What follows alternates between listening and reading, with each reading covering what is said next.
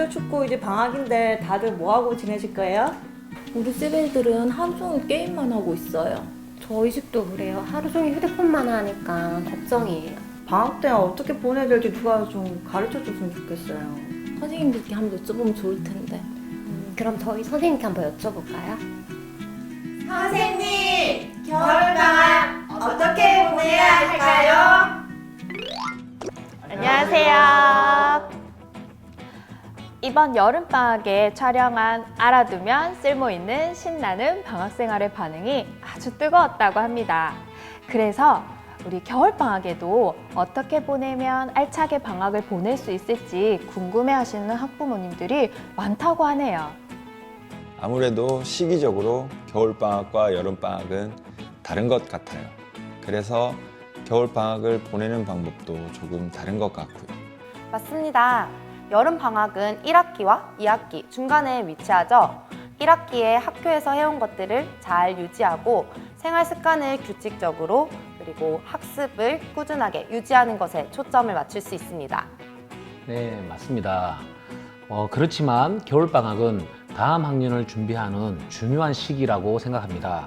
한 학년 공부를 정리하고 부족한 부분을 채우는 것에 집중했으면 좋겠습니다.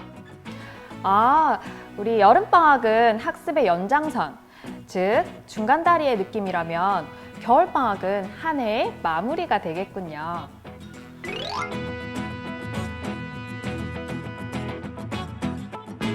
겨울방학이 마무리라면 구체적으로 어떻게 마무리하면 좋을지 선생님들께서 이야기해 주시면 좋겠어요.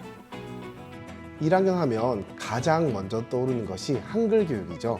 공교육 내에서 한글 교육을 강화하겠다라고 한 만큼 입학 이후부터 글자의 소리값 그리고 글자의 짜임 등 좀 더 체계적으로 한글을 공부하고 있습니다. 그런데 한글 쓰기만 하다 보면 자칫 지루해질 수도 있으니까요.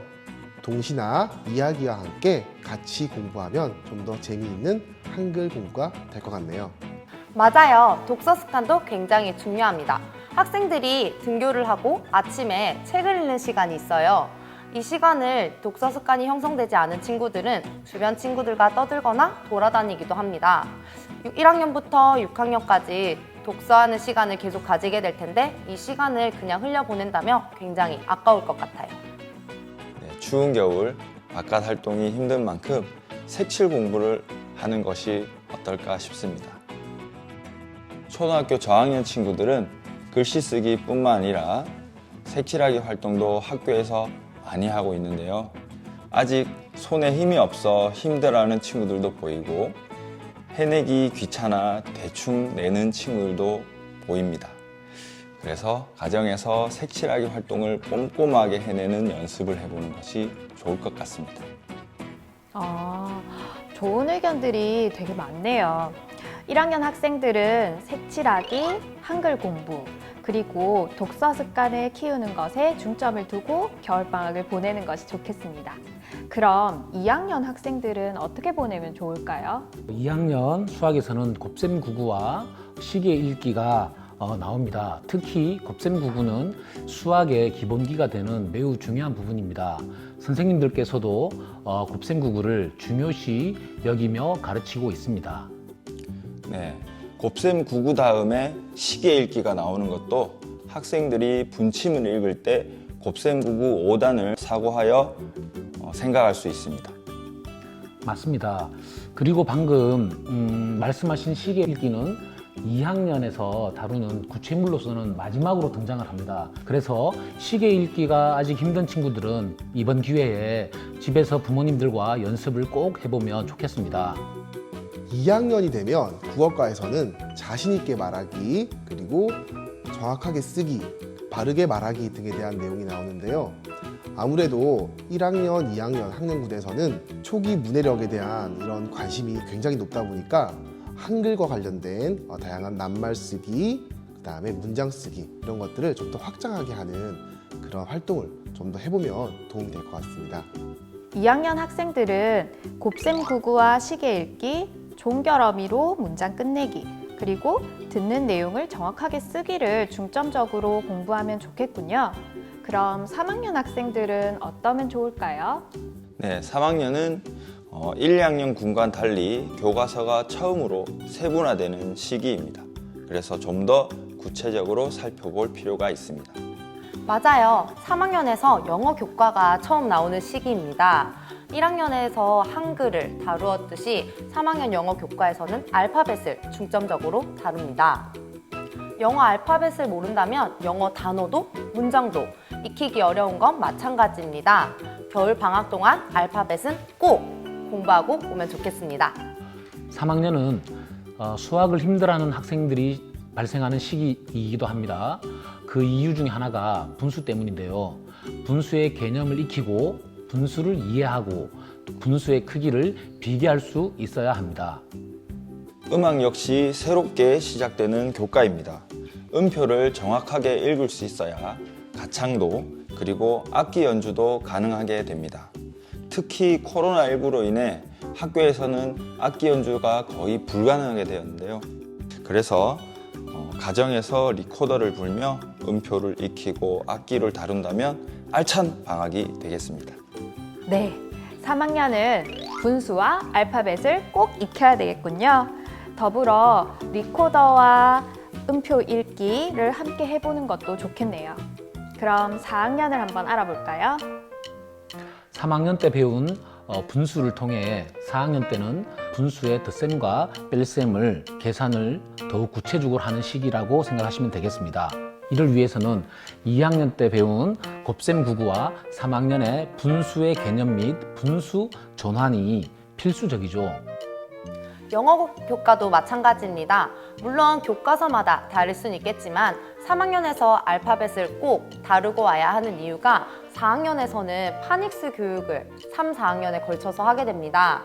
원어민 선생님들과 이야기를 해보면 한국에서 영어 공부를 하는 학생들은 알파벳 소리를 듣고 알파벳을 적는 습관이 잘 안 되어 있어서 굉장히 어려워한다는 이야기를 들었습니다. 그래서 파닉스 전체를 다 알 수는 없겠지만 3, 4학년군에 걸쳐서 공부한 내용은 꼭 익히고 오면 좋겠습니다. 네, 4학년 학생들은 분모가 같은 분수의 덧셈과 뺄셈, 그리고 도형의 개념, 알파벳 음가 익히기를 중점적으로 공부하면 되겠네요. 그럼 5학년을 알아볼까요?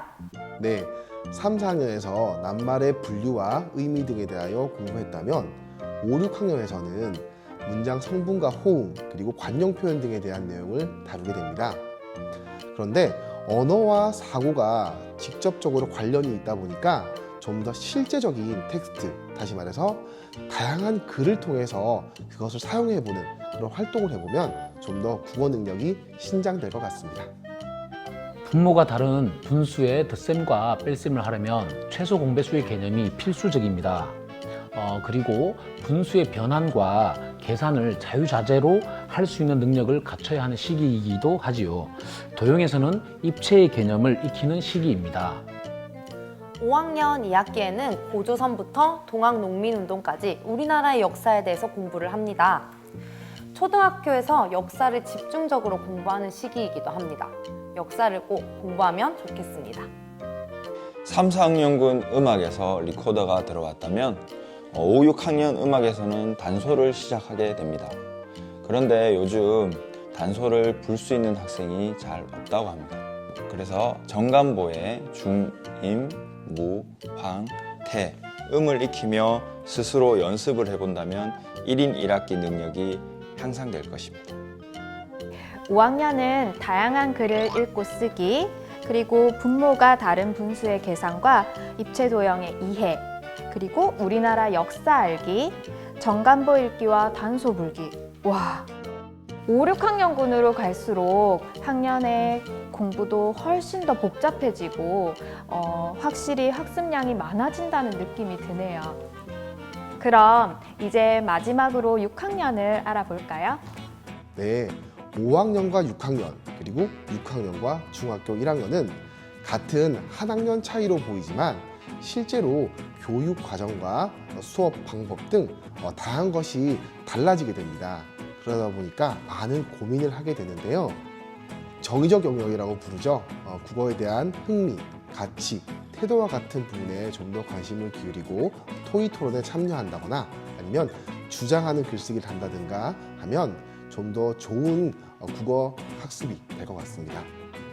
그리고 분수의 나눗셈과 5학년에서 배운 입체 도형의 겁넓이와 부피를 계산을 하는 데 있어서 심화적이고 또 수학적 양감에 대하여 심화하는 시기이기도 합니다. 사회과 교육에서는 지리 영역에 대해서 집중적으로 공부를 하게 됩니다. 2학년 겨울 교과에서 학생들이 다양한 문화에 대해서 알아보고 올라왔다면 6학년에서는 그 내용을 토대로 해서 각국의 위치와 기후, 생활, 그리고 문화까지 다양한 측면을 더 심화적으로 알아보는 시기이기도 합니다. 6학년은 언어의 함축적, 문맥적 표현과 분수의 나눗셈, 그리고 입체 도형의 계산, 세계의 문화와 지리를 공부하면서 다각적으로 학습을 하는 시기이군요. 와, 이렇게 쭉 살펴보니 초등학교 6학년 동안 정말 많은 것을 보고 듣고 배우고 익히게 되는군요. 네, 초등학교 정말 중요한 시기입니다. 초등학교 생활 잘 해두면 앞으로 중학교, 고등학교에 가서도 잘할 수 있을 것입니다.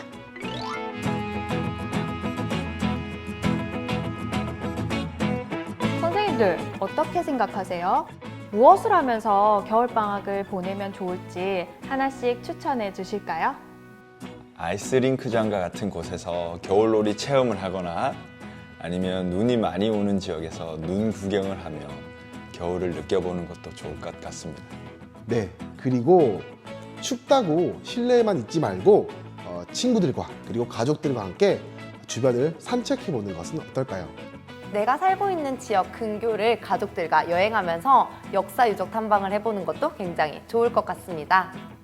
어디서 무엇을 하든 건강 그리고 교통 안전 그게 가장 중요하겠네요. 즐거운 겨울방학으로 새학년이 되어 다시 만납시다. 안녕! 얘들아, 알겠지? 이번 겨울방학에는 스마트폰 그만하자! 그만.